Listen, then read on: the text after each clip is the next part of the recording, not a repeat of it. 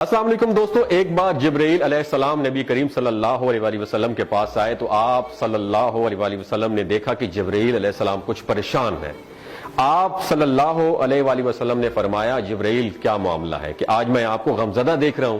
تو جبرائیل علیہ السلام نے عرض کی اے محبوب، کل میں اللہ پاک کے حکم سے جہنم کا نظارہ کر کے آیا ہوں، اس کو دیکھنے سے مجھ پہ غم کے آثار نمودار ہو رہے ہیں۔ نبی کریم صلی اللہ علیہ وسلم نے فرمایا کہ جبرائیل مجھے بھی جہنم کے حالات بتاؤ۔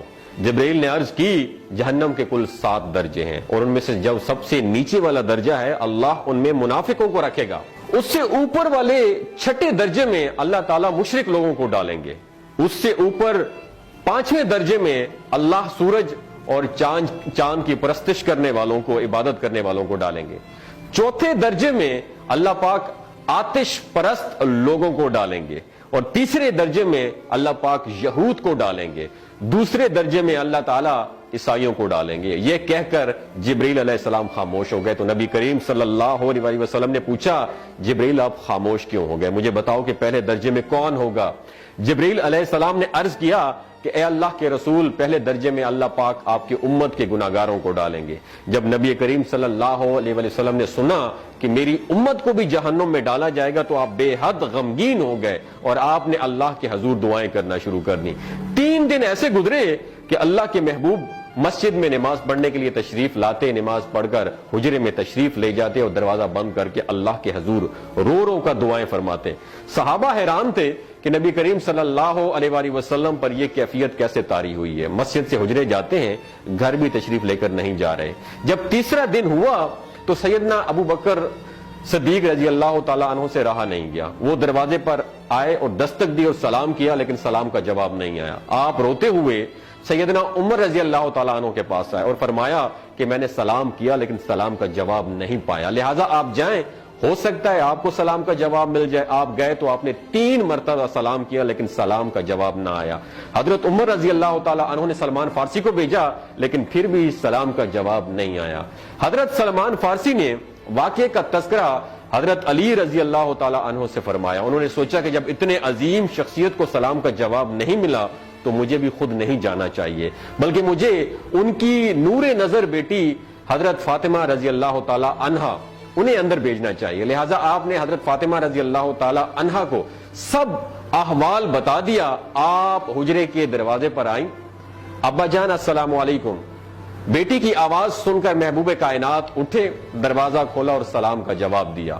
ابا جان یہ آپ پر کیا کیفیت ہے کہ 3 دن سے آپ یہاں پہ تشریف فرما ہے؟ نبی کریم صلی اللہ علیہ وسلم نے فرمایا کہ جبرائیل نے مجھے آگاہ کیا ہے کہ میری امت بھی جہنم میں جائے گی۔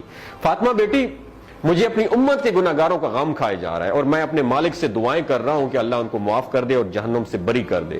اور یہ کہہ کر پھر آپ سجدے میں چلے گئے، رونا شروع کر دیا، یا اللہ میری امت کے گناہگاروں پر رحم کر، ان کو جہنم سے آزاد کر کے اتنے میں حکم آ گیا وَلَسَوْفَ يُعْطِيكَ رَبُّكَ فَتَرْضَىٰ، اے میرے محبوب غم نہ کر، میں تم کو اتنا عطا کروں گا کہ آپ راضی ہو جائیں گے۔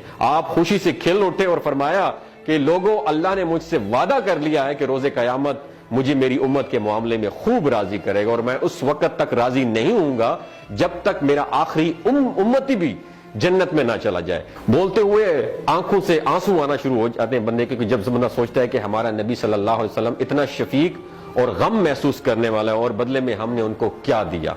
آپ کا 1 سیکنڈ اس ویڈیو کو دوسرے لوگوں تک پہنچانے کا سورس ہے۔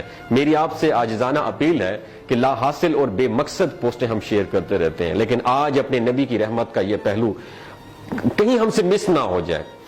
ایک شیئر کر کے اپنا حصہ ضرور ڈالیے گا، کیا پتا کون گناہگار پڑھ کر راہ راست پہ آ جائے اور دوسروں کو تھوڑی سی ہدایت مل جائے۔ کہنے کا مقصد یہ ہے کہ ایک نبی ہمارے لیے اتنا غم خوار ہے اور ہم یہاں بیٹھ کے اس کی امت کے اوپر اتنے مظالم ڈھائے جا رہے ہیں، ہمارے فلسطینی بھائیوں پہ اتنا ظلم کیا جا رہا ہے، لیکن ہم ٹس سے مس نہیں ہو جا رہے۔ آج ہمارے پاس اگر تلواریں ہوتی تو ہم تو بالکل سوچنا ہی ختم کر دیتے، لیکن آج ہمارے پاس میزائل ہیں، آج ہمارے پاس ایٹم بم ہے، لیکن پھر بھی ہم بے حس بنے ہوئے ہیں۔ اللہ تعالیٰ ہمیں ہدایت نصیب فرمائے، اللہ تعالیٰ ہمارے لیے آسانیاں پیدا فرمائے اور اللہ تعالیٰ ہمیں نیک کام کرنے کی توفیق عطا فرمائے۔ اپنا اور اپنے ساتھ ہوئے رشتوں کا خیال رکھیے گا۔ اللہ حافظ۔